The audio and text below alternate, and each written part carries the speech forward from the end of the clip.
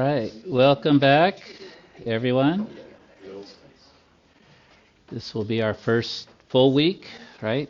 We did sort of half a week because we start with a holiday last week. So we're going to pick up where we left off. So in Canvas, you should see, again, the syllabus, a lot of different things to go through. We're on lesson 1 still. So if you go to the learning objectives, what you'll be able to see in here, I'll have the slide deck for the lecture, which is really an outview or outline from the textbook we're using. Last Wednesday's lecture is recorded and available here. I posted on my YouTube, so you can go there. If you want, once you're in the YouTube, you can subscribe to the channel. You'll get updates, but I put all my classes there, so you'll probably get a lot of updates. But anyway, it's all there. You can access them from here.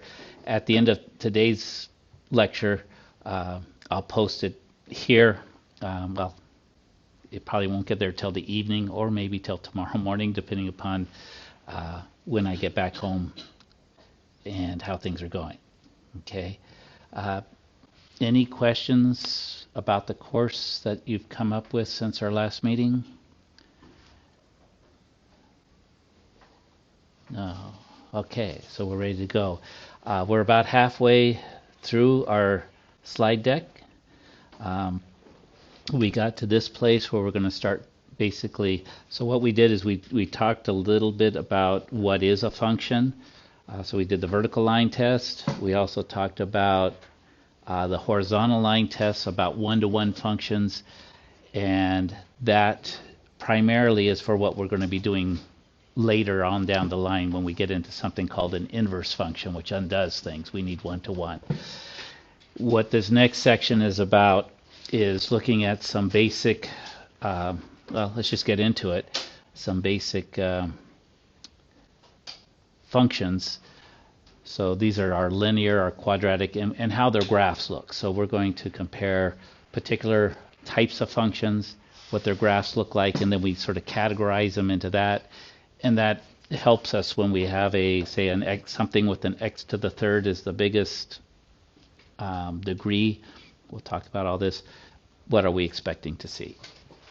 And I apologize, this is the only one that works. This comes on for like 2 seconds, and then as soon as I start going, it goes out on me. I did see a message, I think it was this one, they're going to be replacing the station. They came in to try to repair it.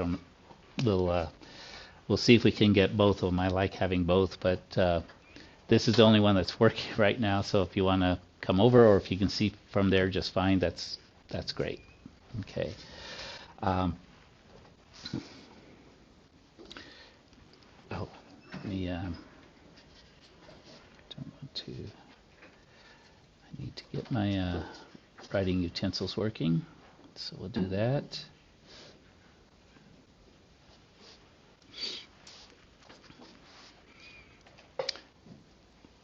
And by the way, I think this was one of the first classes I've had in a while where either everyone was here, there was maybe 2 that weren't, but they both contacted me that same day of why they couldn't be here. So it's nice, just check in.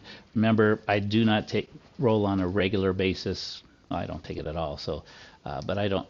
It's be here if you need to, and again, if it's always going to be recorded. So the key is focus on the learning. So. It's a little hard to see with some of these, but the first type of function we're going to get at is the constant function. So that would be f of x equals c, or so y equals some number. In this case, maybe it's 2 that they're showing, and I'll highlight it here. That's always going to be a horizontal line at wherever y equals. So whenever we've got a constant function, something equal to a number, we always get a horizontal line. That's what the graph will look like. We have something called the identity function, which is basically y is the same thing as x. So whatever x is, that's what y is. And that's, it's also a linear function, but it's a very special linear function. And it's the sort of a 45-degree line that goes right through 0, 0, and all of its points x is always the same thing as y. Part of what we're doing in this course too is we'll see functions in multiple ways. So there is the symbolic way, with symbols. There's the graph, and then there's also the table. And as we go through these, I'm also going to introduce you how to use the graphing calculator, because while you may be able to solve some of these without using it, I want you to get comfortable using the graphing calculator from the start, because that will empower both your learning and your ability to do some of the questions we'll have. If you're proficient at using a graphing calculator, that's great. Maybe you can help some others, but that's one of the things I find is that people will struggle with. They'll spend the time learning the math, but they're not comfortable with the graphing calculator, so they put it off maybe till the day before the test, and then they want to learn how to use that. So we'll try to incorporate that as we go. There's the absolute value function. Okay, and that's y equals the absolute value of something. And again, I'll also show you, because to graph this, there's a way to graph it on a TI-80. In fact, did I ask about calculators? How many of you have a TI-84? A few of you. How many of you have a Casio type calculator? Okay, I've got one of those, so I can help you with that. How many don't have a calculator yet? Okay, a few of you. So we'll get you. We've got something, actually, I'm going to introduce. You all have a calculator. You may just not know about it, because there's a free one you can download onto a phone or tablet or your computer. So I'll share those with you. Okay. So absolute value functions, and again, they're always going to be a V shape,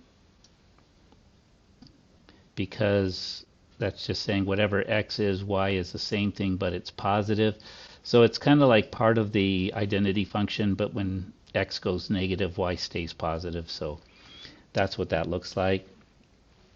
And then finally, one that we'll spend a whole section on, maybe a couple sections on, quadratic functions, and that's, I'll write it in this form, y equals x squared. And again, it could have some other terms, but that's the biggest exponent that we have. We could have like x squared plus 2x and stuff. And again, that's going to give a sort of a U shape. It's a parabola. It's got some neat features. You have I guess they're changing now, but if you had one of those television discs, satellite, it's a receptor, because it's a parabolic dish, because the parabola has this way of it focuses everything on a particular point. And we use these a lot for projectiles, because on the Earth, what goes up generally comes down, and when it comes down in a parabolic form because of gravity being uniform all over the Earth. So we will use these a lot. But whenever you see that graph, you can say, oh, if it's a U shape, that's probably quadratic. If you see the table, we'll see some features. So we look at all of these functions from multiple perspectives. Cubic functions, that's going to be y equals x to the third is the biggest degree, and that gives this standard sort of kind of an S curve. It's not really an S, but it will do something like that. And as we have more terms, sometimes it'll do something like this. But all of these types of shapes, you're going to see that looks like an x cubed. Okay. And then two other types of functions we're going to talk about, what they call the reciprocal function. You could also call it a rational function. We'll call it that later. That's something with a sort of, it's rational for being a fraction, and it's got an x in the denominator. So 1 over x, and again, standard thing is when you, let's talk about, what it gets is, I'll do it in blue, is when x is 0, we actually get something called an asymptote. And again, we'll get more details about these type of functions, because division by 0 is undefined. And so when you get there,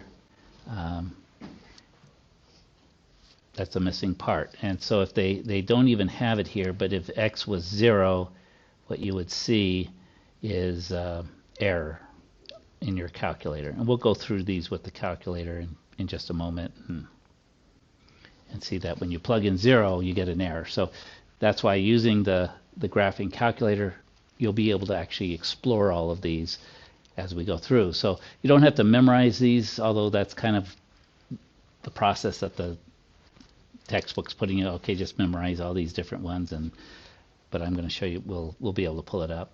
And then the last one is the reciprocal squared, so that is y equals 1 over x squared. And it looks similar, but instead of this portion down here that's going to negative y, when you square it, it makes it go up to positive y. So you'll see you still get this asymptote at when x is 0, because if you plug in 0, you still get an undefined. And again, they didn't put it on the table. This table really should have 0 in there. And when you put in 0, your calculator would say error. Okay.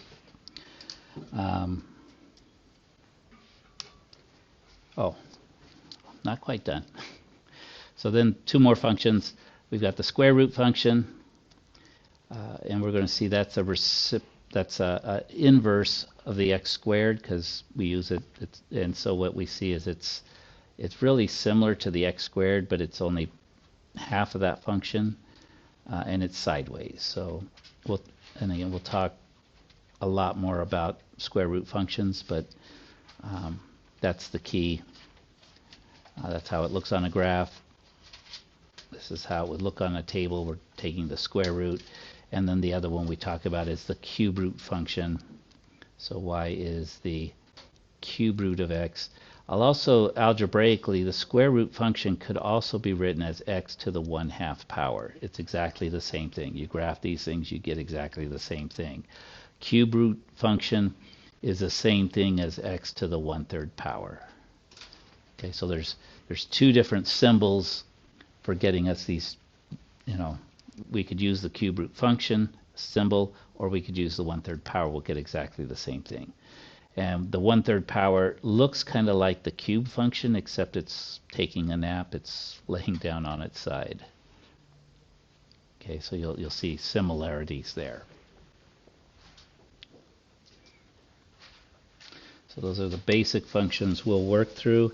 And then what we do is, for each of those type, in this section, this lesson, they talk about things like domain and range. We talked a little bit about it last time, I think, maybe not deeply, but does anyone, can anyone help me with what is, when we're talking about the domain, what are we talking about for the function? The x values, all the x values, the input values, all the input values. So domain is everything that can be put into that function, every x that exists. So so it's all x's, all inputs. Good. And the range is the same kind of concept, but it's not the x's, it's the outputs, the y's. So yeah, so that's going to give us all y's, or all outputs. Sometimes we can tell the domain of something by just looking at the function itself, but generally to find the range, in most cases we're going to want to look at the graph anyway. The graph can also help us with the domain. Okay, and before we get too much further, in this part of the class, there's really only 2 things we need to consider about the domain. When we have a function, f of x equals any of those that we talked about, there's only 2 problems. So the domain is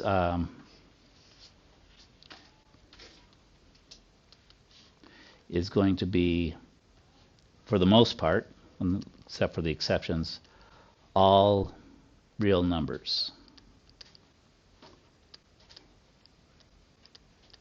So that's sort of the first assumption we make.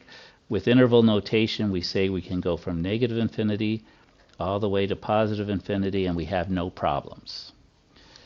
Whenever they're asking about the domain, most functions, that's again the first assumption, unless we have one of the two problems. We sort of talked about one of them. This would have a smaller domain because there's a number if we put in, we can't get a value. What was the one we just talked about? 0. 0 when? When it's in the reciprocal function, right? So for this one, we can't use 0. We can't, and you'll see a lot of times. So the domain is really everything except x equals 0. Because if we put in 0 to this function, we get division by 0. Right? So that's going to be one issue. Sometimes it could be more complicated, but whenever we get, so the problem I want to say in more general is 1 over 0. That's a problem. We have to reduce the domain. Whatever causes us to have 0 in the denominator, we have to get rid of. There's one other problem, and that came with those last functions we were looking at. What can you not put inside of a square root? A negative number. A negative number. You'll get an imaginary number, not a real number. So that's, if we're going to just look at the real numbers, that's what causes a problem. So whenever they're asking a question about the domain, that's really what it comes down. If I've got a square root, I've got to take anything that would cause a negative value to be inside that square root. If I've got a rational, it's anything that would cause division by 0. Otherwise, the answer is it's all real numbers. Okay, so for most of the things, if I've got an x squared, all real numbers. If I got a constant function, if I've got the identity. So let's get into this. So we're going to talk about range and domain. So find the domain and range of the following function. So this is a function, right? How do we know this is a function? Each input has how many outputs? One. Just one. So each input, that's what we look for, 1, 2, 3, 4, 5. We did really look at the outputs because if they've only listed it once, it's only going to have one. So it is a function. And in this case, it's a very limited function. And our domain, all of the x values, and we use curly braces, we just start to list the x's. It's 1, 2, 3, 4, and 5. When we talk about the range,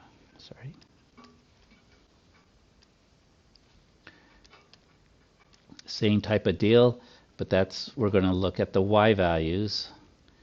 So we have 5, 5, 15, 25, 35. Now, did I have to list the 5 twice? Not really. And maybe I shouldn't have, but it didn't hurt really. I'll just take it out now. But and remember, it's possible because the function rule only says that each input has to have one output. It says nothing about what the output could have come from several inputs. So this is still a function. And again, this would be the way I would list the range. I just list all the y values. Okay. And again, you could try it as well. We just, again, domain is going to be listing all the x values. The range will be listing all the y values. They don't have to be in any particular order, but any questions so far? We doing okay? Okay. So if we've got an equation, what we're looking is for the input value, right?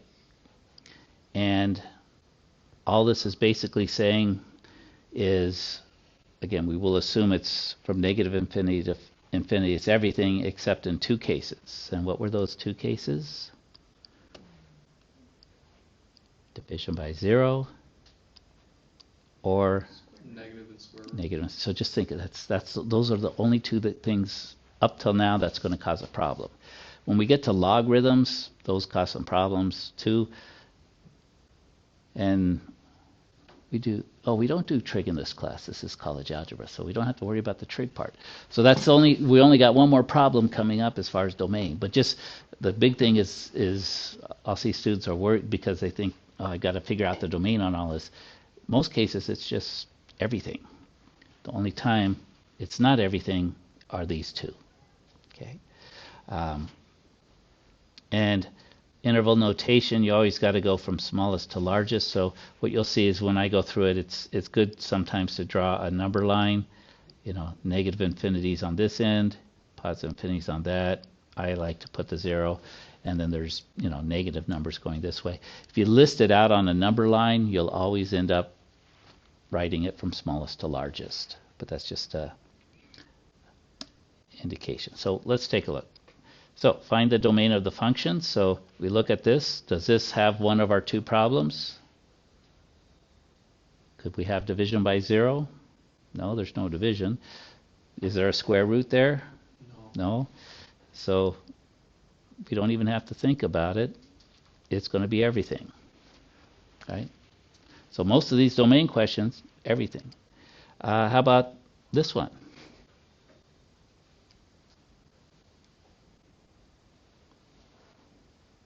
Any of the two problems? No? No square roots, no division by x. So it also has all real numbers. And at this time, I'll go ahead and, to help you visualize these a little bit, because again, it's helpful to both to see things as well. So I'm going to pull up this calculator. Let's see, it was what? X, first one was 5 minus 2x squared. So let's put that in here. 5 minus 2x squared. So we could look at its graph. Let me go to zoom standard. Looks like that. Now, does that look like it's going to infinity? Well, it's going so far, but the fact is it doesn't stop. One of the ways to kind of get there is if we go to our table. So table is a second function. What we can do is we can scan through the table, and as we put in bigger numbers, we get y values, right? So you could do this for a while, and you'll see, yes, any x value, I can get a y value. But you think what's happening to that x value? It gets squared, it gets multiplied by 2, and then subtracted from 5. So yes, we could put in any number, and we'll get a y value. Okay, so again, but part of it is if you can get practicing using a graphing calculator, you can see it, and then again, it doesn't necessarily look like it goes to infinity, but it will get out there. It's just we're just seeing part of a window. The x's go from negative 10 to 10. The y's go from negative 10 to 10. We don't see everything, but it's all there. Yes, sir. Will this be considered like a quadratic function? Yes, exactly. So and it's quadratic simply because it's x squared. Good point. And then when we look at the graph, it's got a U shape, but it's upside down. So when we get to looking at quadratics, we'll look at all the different things that can happen to them, but they all have this standard U shape, either U shape up or U shape down. And the functions are always coming from something with x squared. They may have other stuff in there, but x squared is the biggest. Okay. I'm also going to introduce you to this calculator, numworks.com. I think I have a link earlier on. This is one that you can try for free, either on your computer. So I'll try it for free. You can actually download it and save it. It's also, if you look up numworks in either the iPhone App Store or the Android, you can download it to your phone. And it makes your phone look just like this calculator. If you like it and find it, I find it a little easier to use. It's a little different, but it's still, once you get used to it. So you can buy one of these as a handheld calculator. They sell them for $99, and but I think they give you free shipping though. So that's, oops. I want to, I'm going to shrink this down a little bit so it looks more like a calculator. There we go. And for this one, I'll just show you, go over, you can graph it. We enter it. I like because this one uses function notation, so we could just enter that as 5 minus 2x squared. It's a little different, but again, get used to using these. And again, this is a free one, so if you don't have a calculator, you could use this for a while. At least you've got something that will work.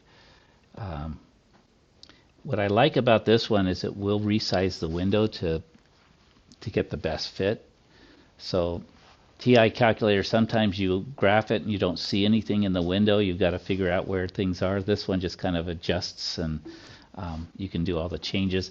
The tools are a little easier to use too, because if you just start tracing on here, it will automatically give you the x-intercepts, where the TI you have to do a feature, but it gives you the y-intercept. So this gives you a way to sort of explore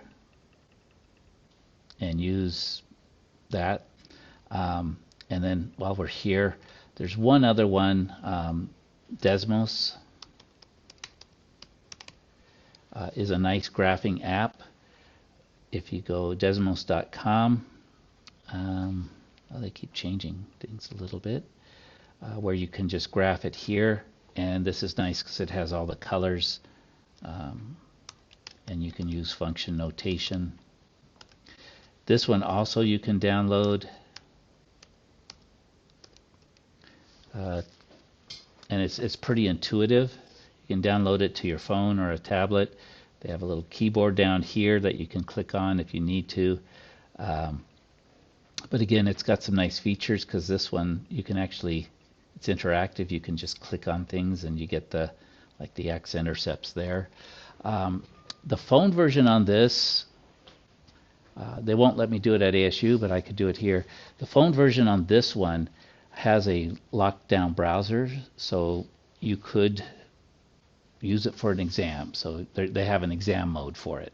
So if you get using this one and you like it, if you've got it downloaded to your phone or a tablet, we'll talk about it. But if you want to use it for the exam, just talk to me earlier. I'll make sure you're using the exam version.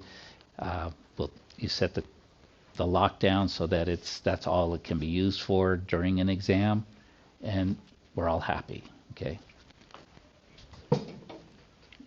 But get into practice as you're doing things and exploring things, so that you can see both, the graph itself.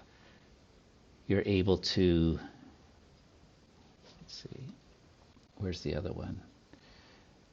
If you've got the TI calculator, you're able to go into the table of values and you're able to see, you're able to see the function in multiple modes. It's going to be really helpful for you. And then we'll learn how to use the various features as we go through. Go back to the slideshow.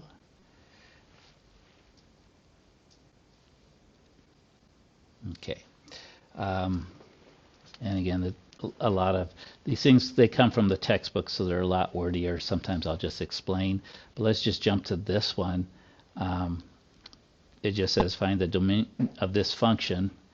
Does this one potentially have one of the two problem areas that we were talking about?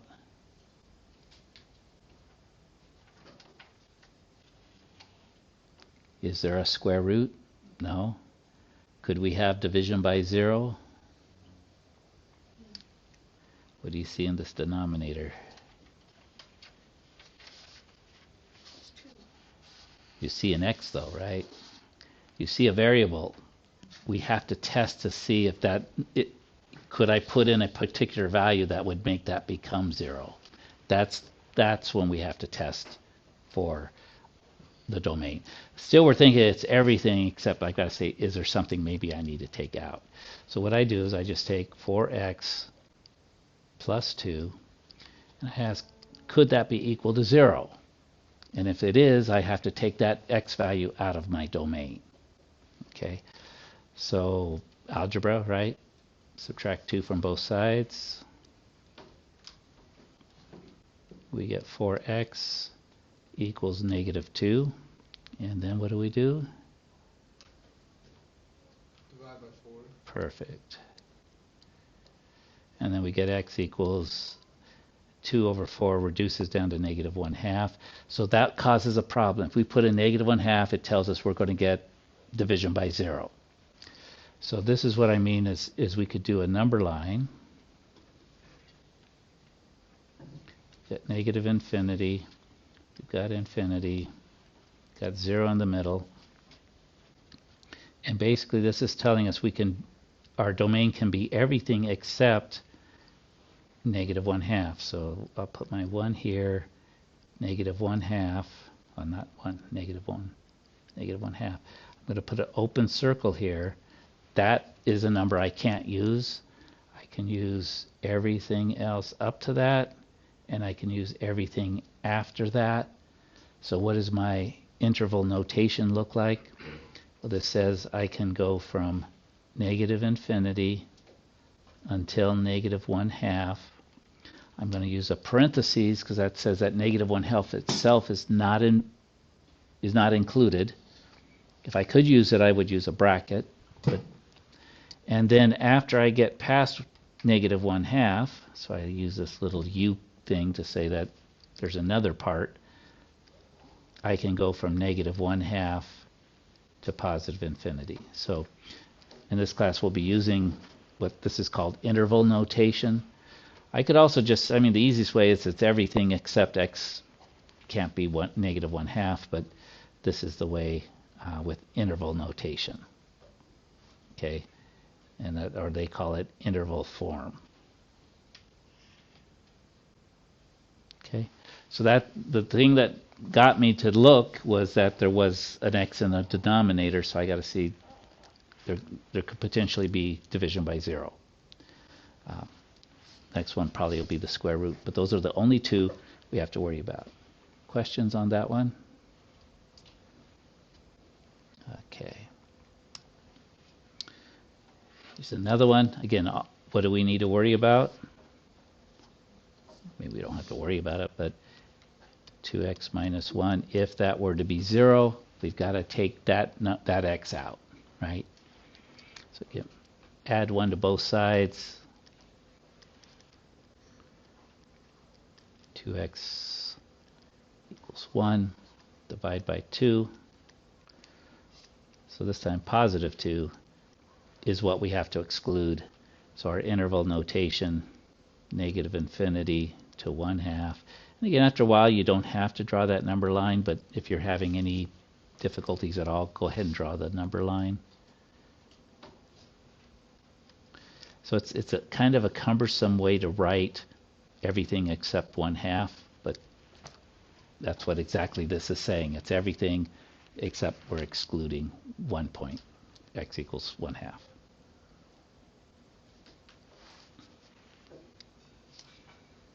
Okay. Again, find the domain. Does this one have one of our two problems? The square root could become negative. Now, when we look for the domain, we don't care about this +7. It's not that it's not part of the function, but it's not going to cause us a problem. The problem only will come if 4 minus 3x, the thing inside the square root, if that becomes negative, we've got to exclude it, right? So one way, there's kind of two ways.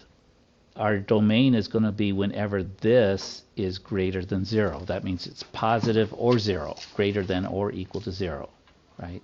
As long as it's greater than or equal to 0, we can plug it in and we'll be fine. If it were less than 0, then that means it's negative, right? So in this one, it's a little different. We're actually going to find what our domain is. And notice I took it out of the square root. It's not that I did any math to do it. It's just that I said anything inside the square root has to be positive greater than 0. So this is all we do. So take the stuff out, and I just do it, and it's just remembering that this has to be greater than 0. be careful. Some people, I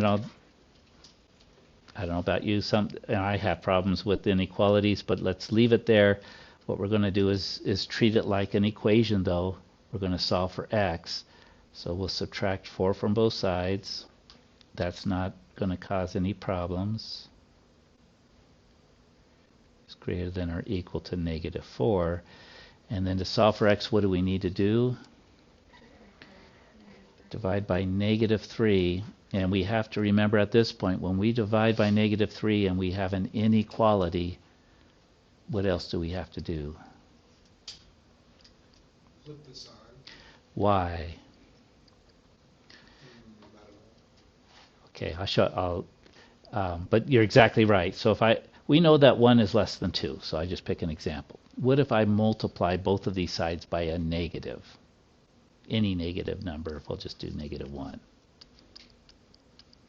I get -1 and I get -2. Which side is now the bigger side? The negative. That's why. When you multiply or divide by a negative, you're changing the sign. So something that was big is now over here. It's very small. Something that was very small is now very big. So that negative has a big effect. Although negatives also cause me a lot of problems. I forget to put them on, and I'll think, oh, I had it right. I just forgot the negative. But the negative is actually a pretty big deal. I mean, because it's, you either have $1 million or you owe $1 million. That's a pretty big difference. But I know when we're working through problems, it's easy to forget about that little sign.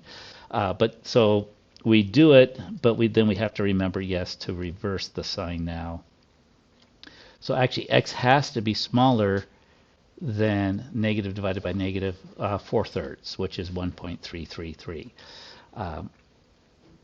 As long as x is smaller, so actually x can be negative, right? And that's sort of here. X can't be too positive because then that would, anyway. This side, again, this is helpful if you draw the number line. Negative infinity over here, positive infinity over here. 0 is here.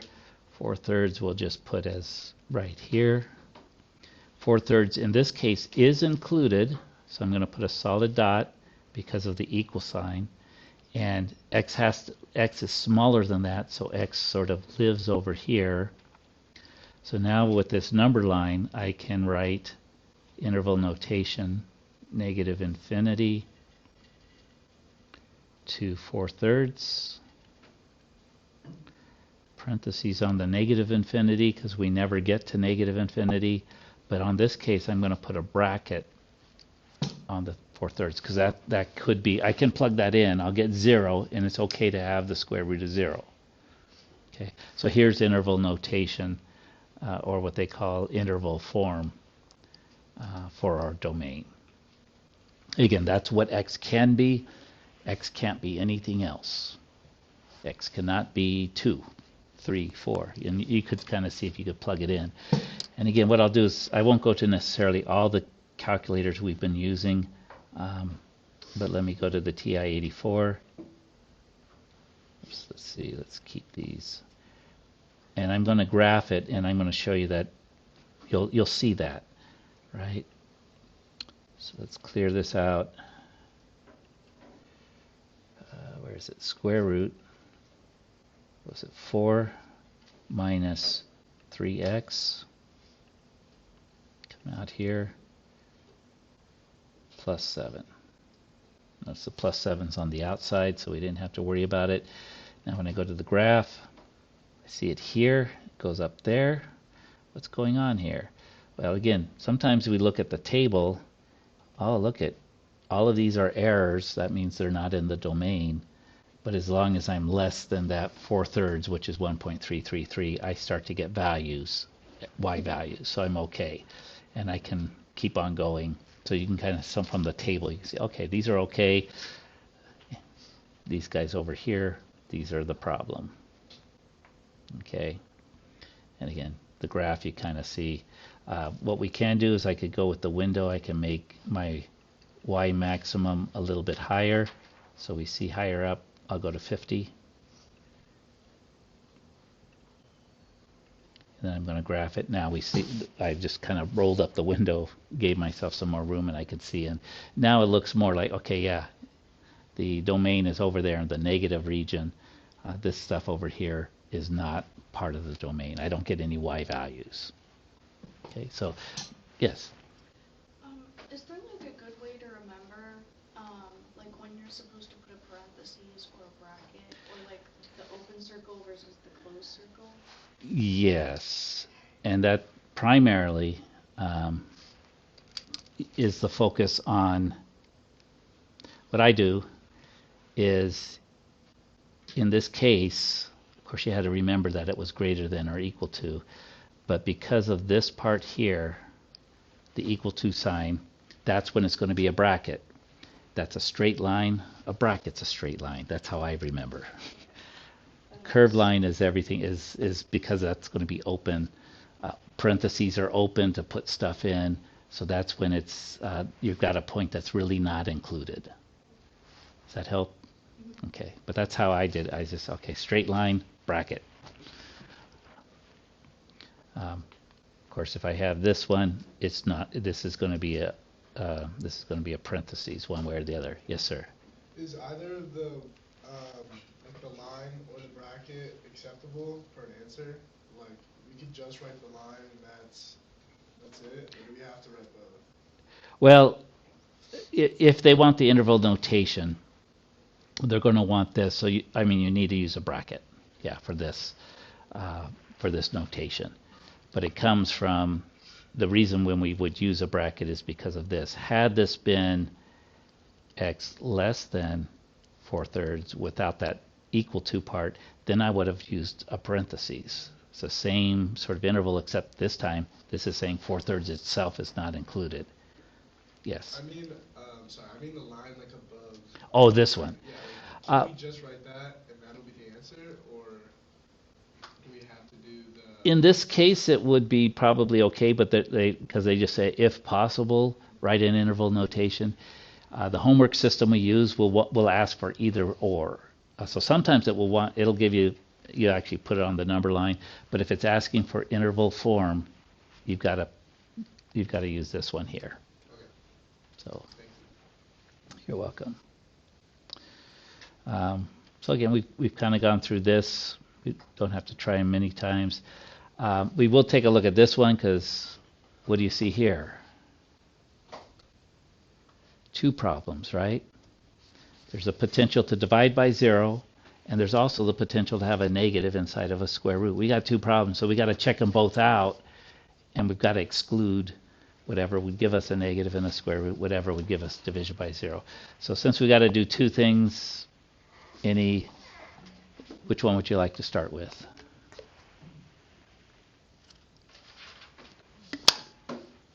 Do the square root since it's on the top. Okay, good plan, and good reason. So we got, okay, actually, sorry. When we're looking at domain, we don't put the square root, right? We just use the concept that whatever's in that square root, it has to be greater than or equal to 0. That's a way of saying positive. Okay, so just kind of get used to it. Take the guts out, greater than or equal to 0, and then we solve for x. Subtract 4 from both sides. In subtraction, we don't have to flip the sign. It's just when we multiply or divide by a negative. So we get that x has to be greater than or equal to -4. And that makes sense. If I put -4 plus 4 is 0. If I put something more negative, like -5, I have a negative inside of a square root. So hopefully that works. And so actually I'm going to start the line. I'm not going to finish it up just yet. So I've got negative infinity, and positive infinity. We've got 0 here. We've got -4 here, and x has to be bigger than or equal to, so that's going to be a closed circle because -4 is included, and I could go this way, but I'm not going to write it yet because I got to check what else. I got to check where does x minus 4 equal 0? And at that x, I have to take that x value out, right? This one I add 4 to both sides. So when x equals 4, that needs to come out of the domain. So I'll put that over here. Here's 4. I need to put an open circle here. And because I can't use that one. I could use it in the square root, but I can't use it in this function because then I'd have division by 0. So how do we write this interval? Again, just looking at the number line. Well, -4 is where I start. That's a bracket, right? Because it's a closed circle. It's because it's a equal to. And then how far can I go? I can go all the way to +4. But then I have to exclude +4. Because again, that would give me a division by 0. I put the union. I get to the other side of 4, and then I'm okay. So you can come to one side of 4, and then jump over to the other side of 4, and then from 4 to infinity, that's all good. So this is the domain using interval form.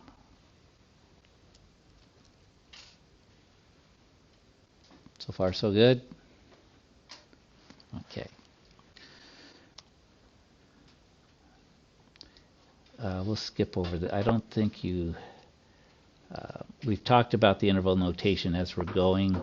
So this would be going from 4 with an open circle to 12 with a closed circle, everything in between. So that's what that does. And again, it's kind of wordy. You'll see some of these in the homework, and I think we'll do it, is where they may give you the graph. And you're right. There's more than one way to write this, right? We could write it as a line, a graph. We could also use inequality notation. We could use what they call set builder notation, which is really just inequality notation with this little part. It's just h. This line means such that this happens, so it's a little bit more formal, but it's really inequality notation. But what we use a lot in our function classes is we use something called interval notation. Now notice this one, 5 to 10, that could look like an ordered pair, the point 5, 10, where 5 is x and 10 is y. But when we know it's an interval, this is x is 5, x is 10, and it's everything in between. Okay, so just be careful. Some of these could easily be confused for an ordered pair, at least this one. But this is not, because of the context, this is not an ordered pair. So, but there are some examples here, and again, in a little bit, we'll just go ahead and go through some of the homework. If we're given a graph, finding the domain in range. Okay, so I'll start with this. Is the domain is what we do is we read from the left to the right. So we're always coming this way, and notice there's nothing here. So the domain is starting at -3. And then it goes until I get to 2. And then there's nothing over here, right?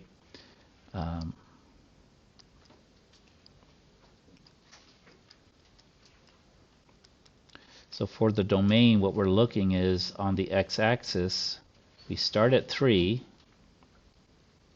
We include everything until we get to 2. It's an open circle, so that's going to be a parentheses.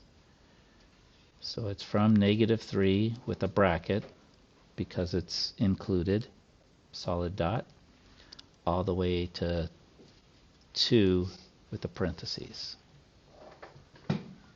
We okay so far with that? Range is a similar process, except we're going to read this from bottom to top.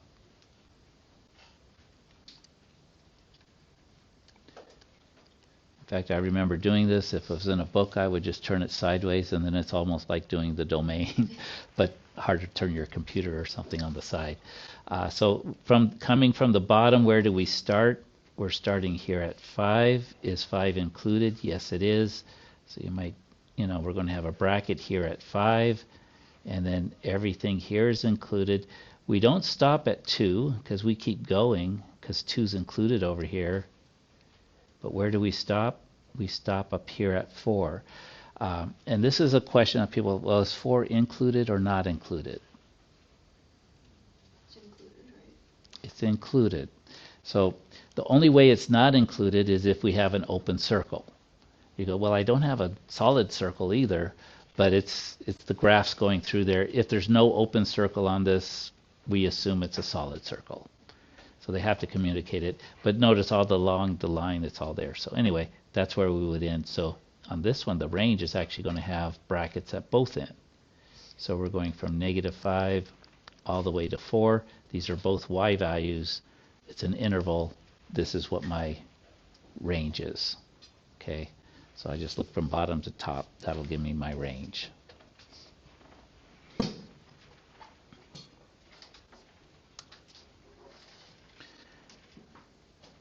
What about the constant function?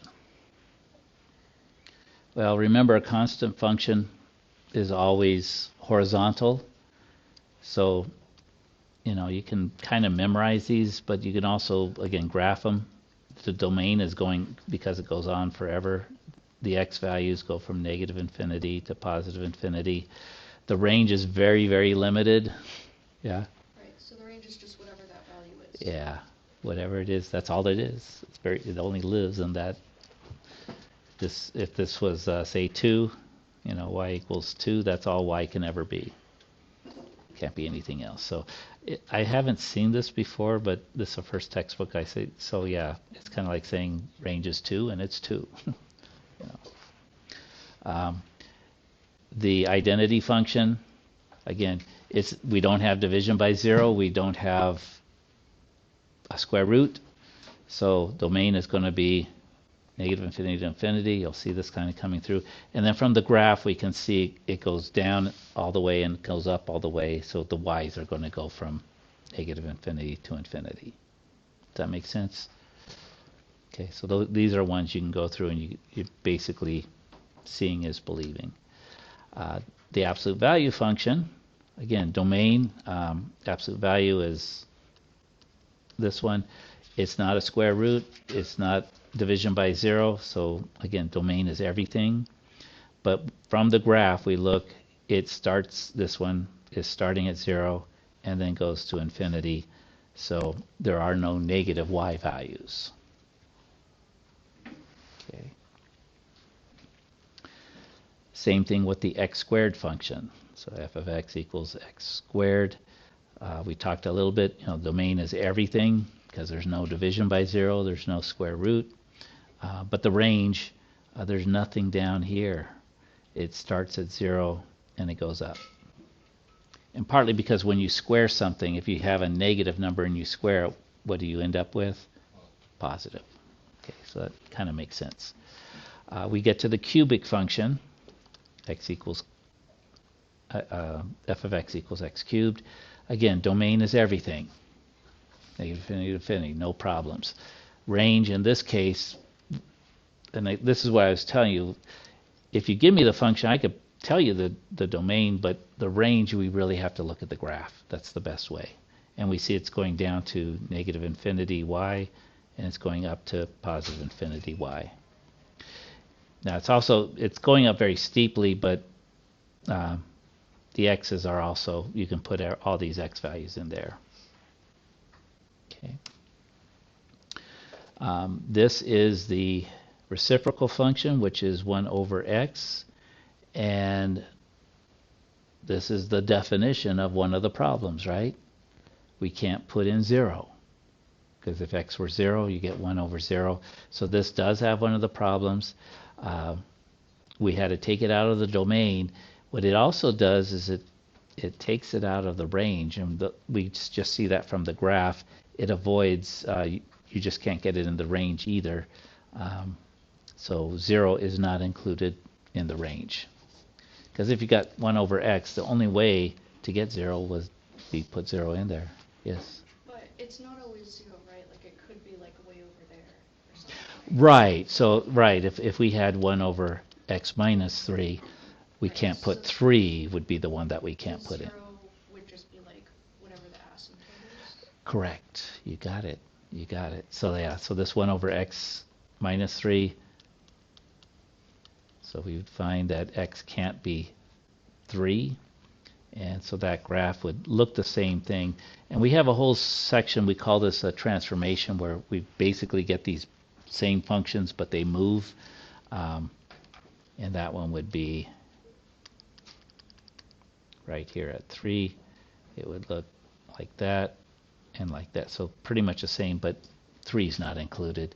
And you could just replace this 0 with a 3 and you'd have its domain and its range. Well, the range is still, it can't be 0 because we didn't move it up, we just moved it over. Okay. And this, remember, was the 1 over x squared function. And again, by definition, if we put in 0 for x, we have problems. So that's why it's not in the domain. And the range also, it doesn't go all the way to 0. It gets close. But just from the graph, we can see the range is from 0 to infinity. Again, we can explore each of these with graphs, with the graphing calculator, but also these are ones we'll use again and again in the homework. The square root function, again, we talked about it. There are no negative values, right? Because you can't put a negative inside. It gives us imaginary values. So we get our domain. And then it also, that with that restricted domain, the range starts at 0, goes up to infinity. Okay, and again, we see that from here. It's going up that way. The cubic function, and again, this is the cube root.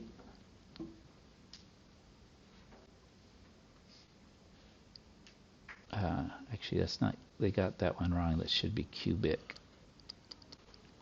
The cube root function. This one, it's not a square root, it's a cube root, and you can actually get negatives.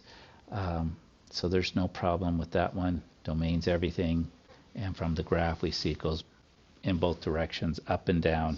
So the range is everything.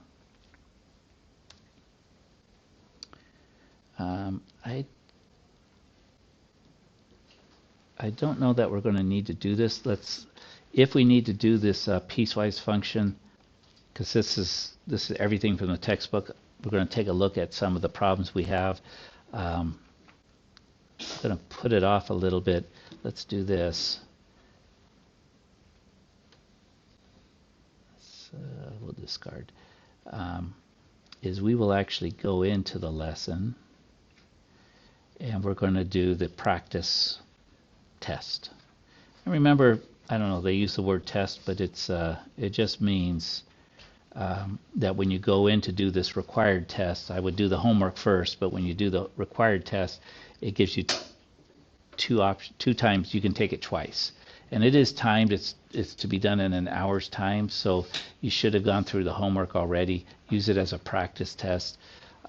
What we'll do is we'll go through the optional, because that's not worth any points anyway, and we'll see, I think there's like 11 questions, the types of questions. I'll work them a little quickly. We'll go through some of these, we might not work them all, but just so that you can kind of get an idea of what needs to be done.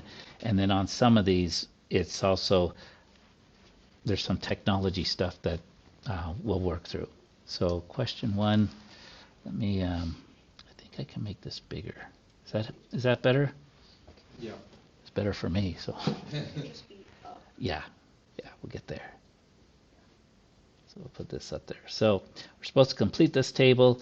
So they give us one piece, and then we have to figure. So this one, they're giving us inequality notation. X is greater than 1. We need to graph it. And notice it gives us our pencil. At 1, is 1 included or not included? It's not, so we'll do the open circle. We put that at x equals 1. And then which way do we go? Do we go left or do we go right? Right. We go right, it's bigger, so then and we're not going to stop, right? So we put this, there we go. That's all we have to put there. Interval notation, we come here. We do have some things, but also on the keyboard, we can, I think if you go here, oh, interval. Interval's better. So you could pick up which one. It's so 1 is not included, infinity is not included. It's going to have parentheses on both sides. 1 to infinity. Okay, and I can check here. That's what teacher mode is nice. So you can see that, oh, just x less than or equal to 4. Included, right? Put a sign there. And then if x is less than 4, do we go left or right? Left. And all the way. If you need to stop, you can stop, and so forth. Any questions on any of these? Yes, sir. How come the 1 isn't included in the top and the 4 is on the... Again, look at the inequality notation. So this is strictly greater than. So that means it's not. The 4 is included because of this little straight line, which means it's a part. It comes from the equal sign. So equal or greater than. So it's a combined symbol. So this literally means greater than or equal to. This one just means greater, or actually less than or equal to. So this one's greater than, but not equal to. Not equal. Okay. Again, so you'll have those to work through. Match the graph with its equations. And again, if you're not sure, I think I went through and remembered my answer, so I probably should have reset this. But you get to choose your functions here. Let me just do this. If I choose a wrong one, and then I submit my question, what does it do? It does yellow, which means some are right, some are wrong, but it doesn't tell me which. So I would, and again, this is built on the same platform, the test, so I think it gives me 2 attempts at this. So I don't know if I can do this again in test mode. The homework I could do unlimited attempts. That's why you want to go through. The top one is exponential.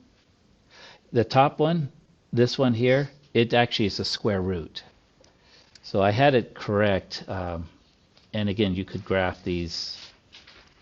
So this is a square root function. And I did have it chosen because I practiced this a little bit. But then I changed it if it's wrong. But it does notice even if it's wrong, I did get partial credit.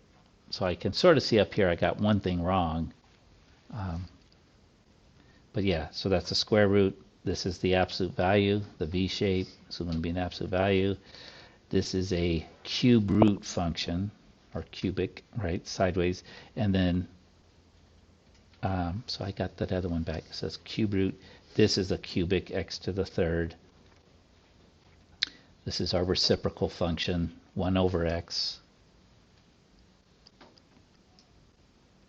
And if you want, you can pull up notes while you're going through these. Again, in the homework, when you get to the test part, it's good to try to do it if without your notes first. See what you do. If you need to use your notes, there's nothing wrong with that, but just get yourself.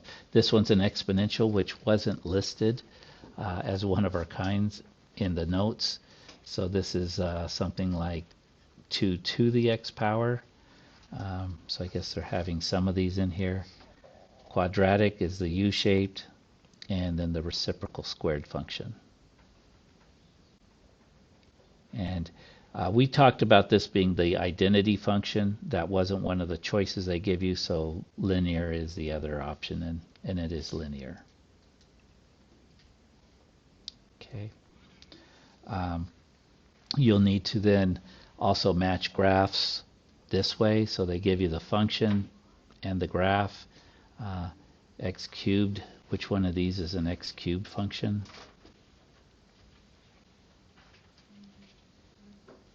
Right there. See, that is a cube root function. So it's close. This part of it was the first one is the cube.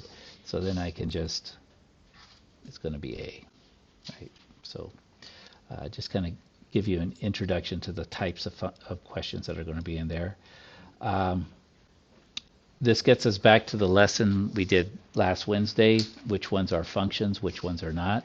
And notice when they're squares, they could all be functions or they couldn't be.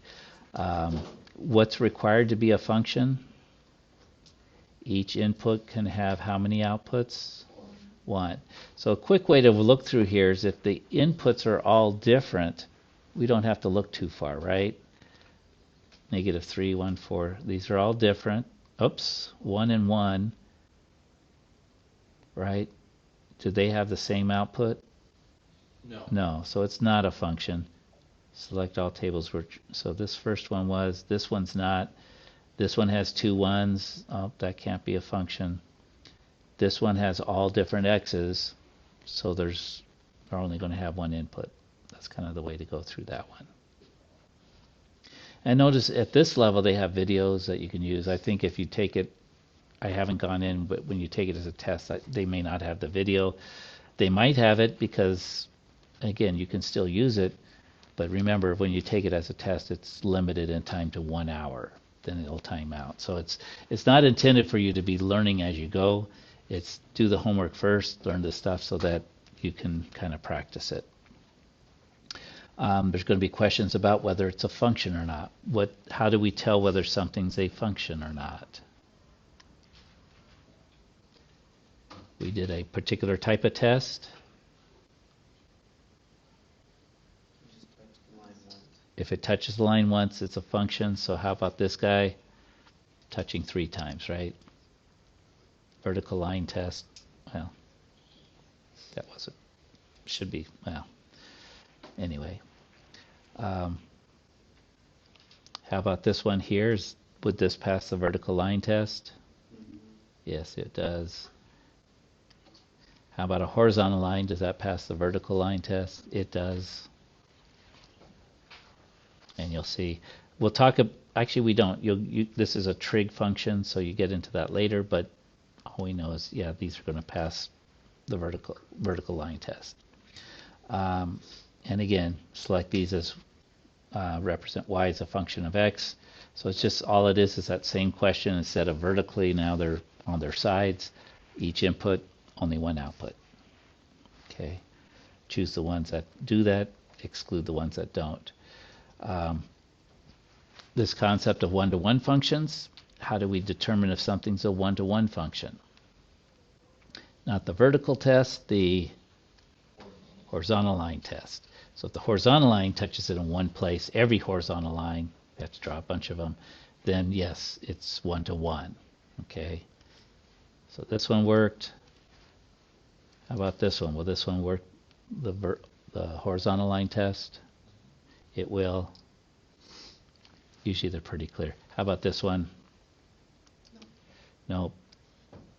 Right there, touched it twice, so nope, that's not going to pass. This one won't pass the vertical or the horizontal line test.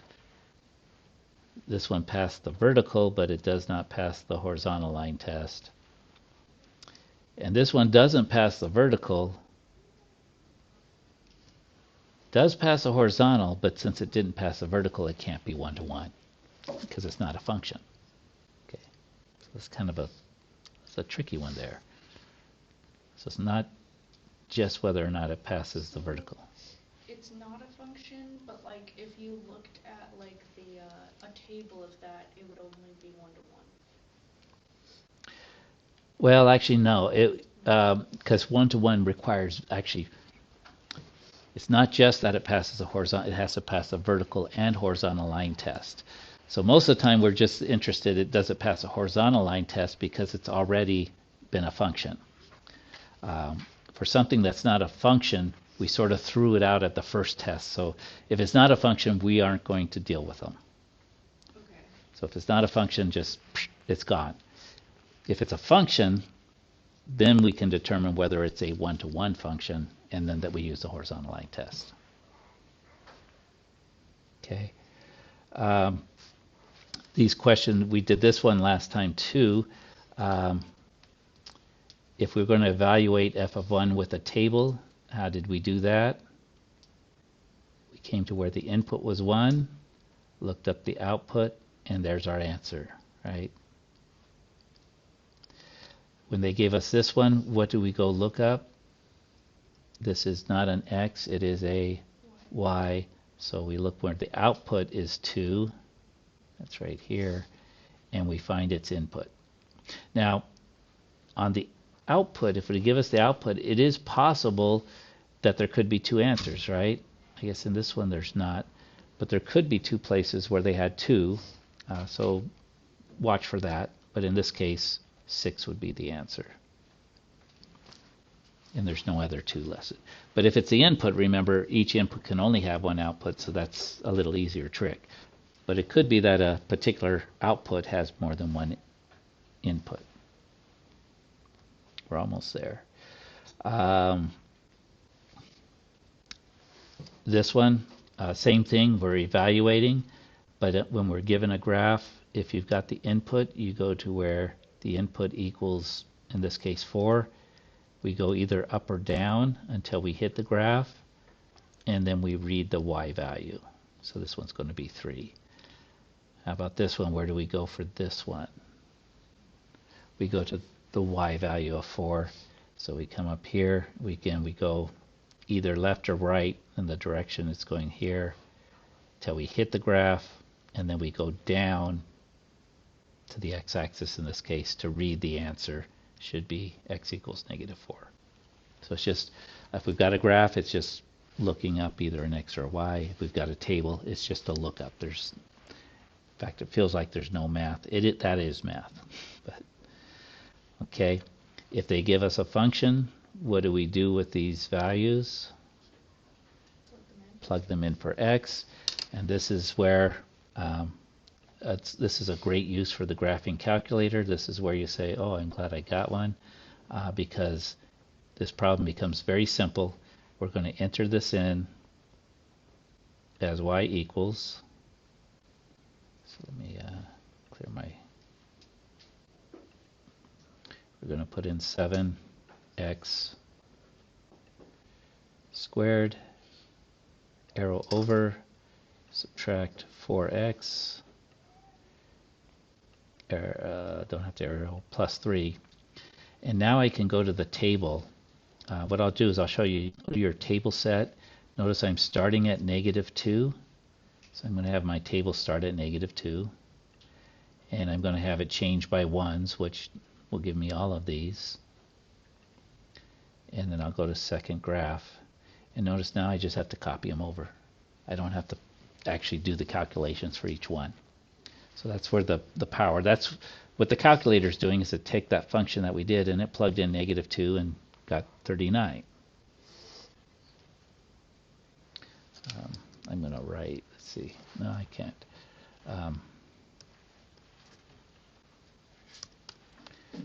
And so it's just a matter of filling these in.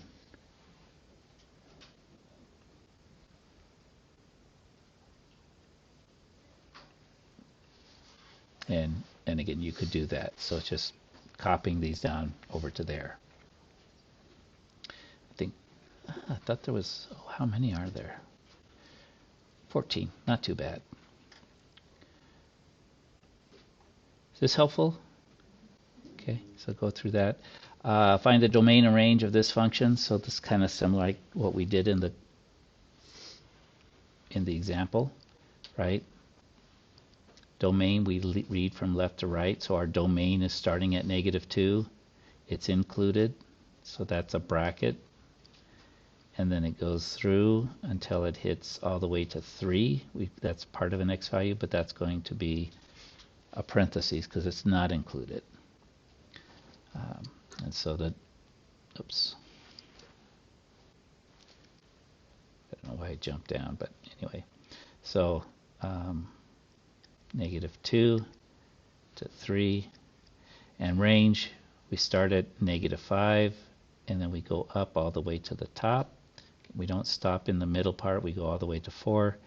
So our range is going to be -5 parentheses, because it's not included, all the way to 4, which again, it doesn't give us a closed or open circle, so the assumption is it's closed, it will be included.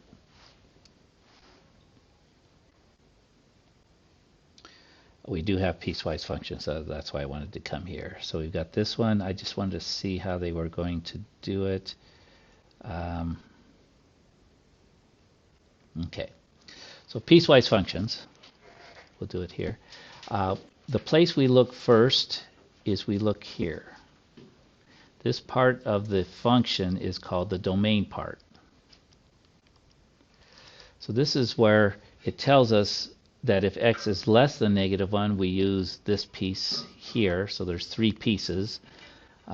If x is between -1 and 1, we use the second piece, and if x is bigger than 1, we use the bottom piece. But we only use one of the pieces. So -2, where is -2? -2 is less than -1, so I use the function at the top. I use this part. So to calculate it, it's -4, plug in -2 for x, plus 2. Okay, so I'm using the first piece. 2 squared is +4 times -4 is -16 plus 2 should give us -14. 1 is bigger than -1, so I don't use it there. How about here? And it's key that this one has the equal to sign. Notice this one is greater than 1, the second one. So I need to use this middle function. So I take -8, plug in 1 squared plus 10.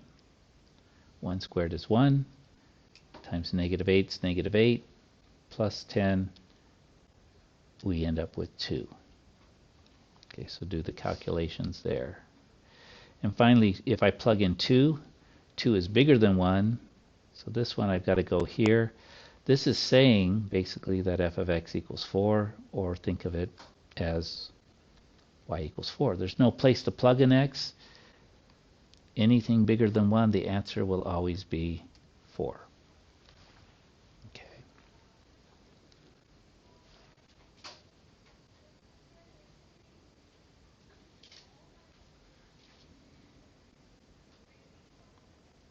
Sketch a graph of the following piecewise function. Okay. So fortunately it gave us something easy. What kind of functions are these over here? We had a name for them. Constant?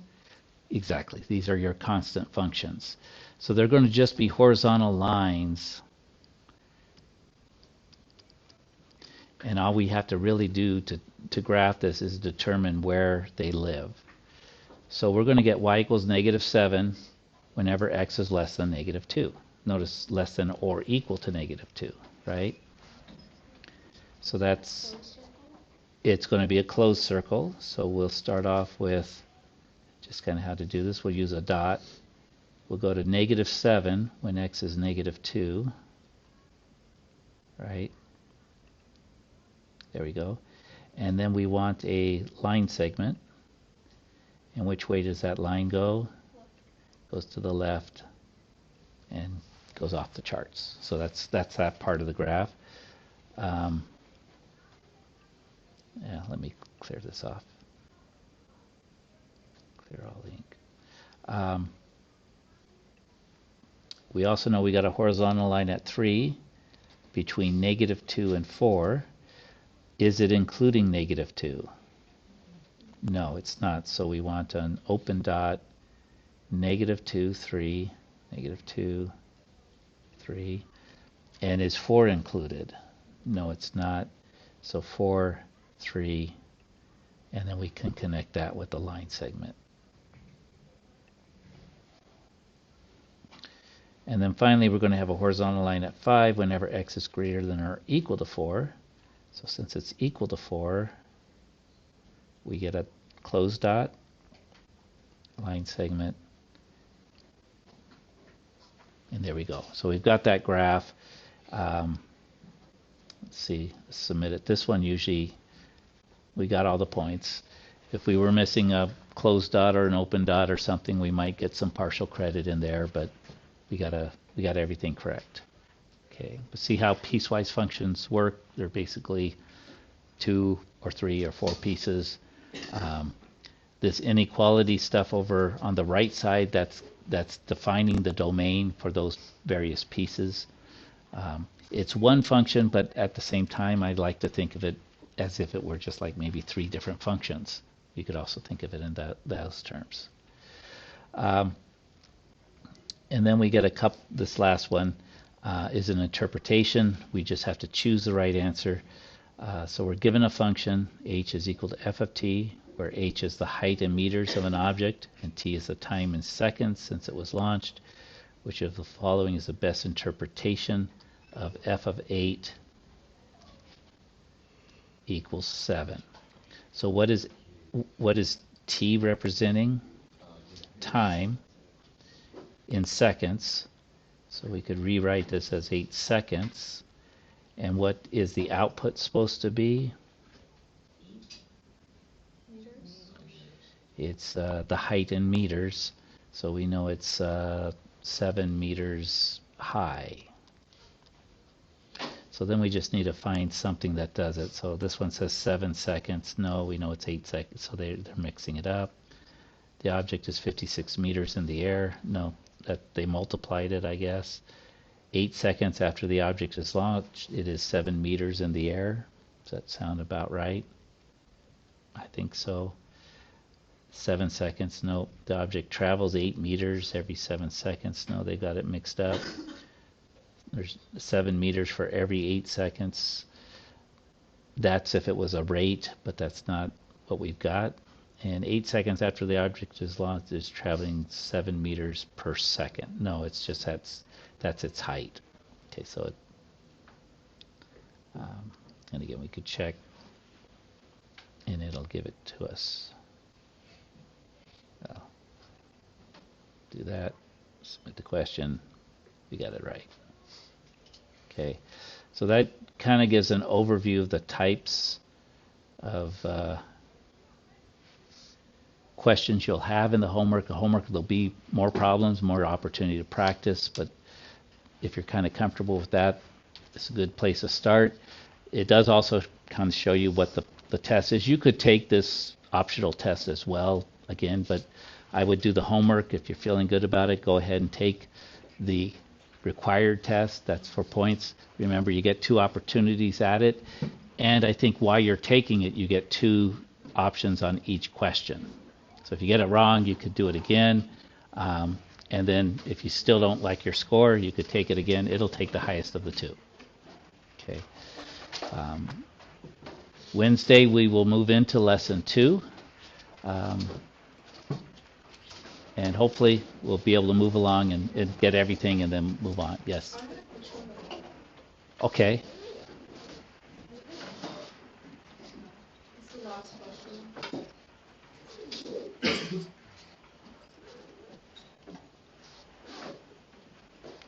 go.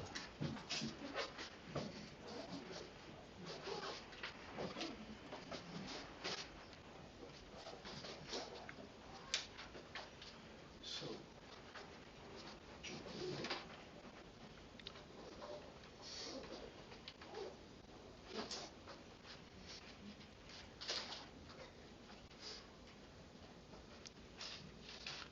Reset it. And I'll go here. Last question.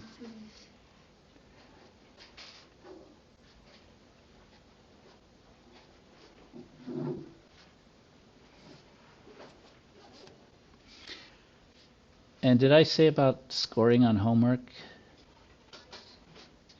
I think you talked about it a little bit. You said 70 or higher is an A. Yeah. Well, so it becomes 100%. So as long as you get 70%, because you may get where there's some that are very similar and you got it down and you said this just feels like busy work, go ahead and skip on. As long as you get 70% on it. Last question. Just the, x, well, minus 2x plus 1. So We'll graph it. how would you graph this one in the middle? Okay, so yeah, they gave us the easy one. So we know these two are going to be horizontal lines. This one, the way we'd graph it, it's nice that they have it going over 0. So what I would do is, because we have this function part here, whatever it is, I would plug in the 2 endpoints. So I'll plug in -2 for x. That's going to give us -1. And I see that's going to be an open circle, right? So I would plot that when x is -2, y is -1. And then I would, and these ones, it's whatever it is, it's going to be a linear equation. So if I've got the 2 endpoints, I can just connect them. So it's not too bad. I'll plug in 1. 1 plus 1 is 2. So when x is 1, y is 2. And that one is included, so that's going to be a solid. So then I would go to x is 1, y is 2 with a solid dot. And then I would connect them with this one because it's just from point to point. Thank you, those are a little different. When x is less than -2, y is going to be -1. So that's from this direction on, and that includes, so actually this becomes a solid point. I don't know if it'll let you do both. Oh, there we go. So that's for this part. And then if x is greater than 1, it's equal to 1. So then it drops down to here. And again, I'll use this one. Go that way. That should do that. Oops, no.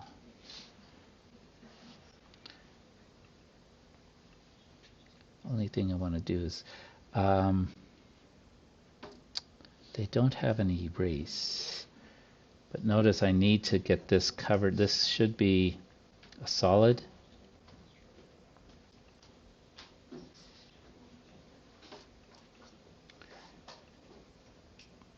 Let me check it. I think it's going to take off some point. Yeah, it took a little points off because this was solid because of this part here. It was open because of this part. And I guess I'd have to clear it all and retry it. That helped though? Yeah. Okay. Thank you. You're welcome. All right. Have a good time. Thank you. Thank you.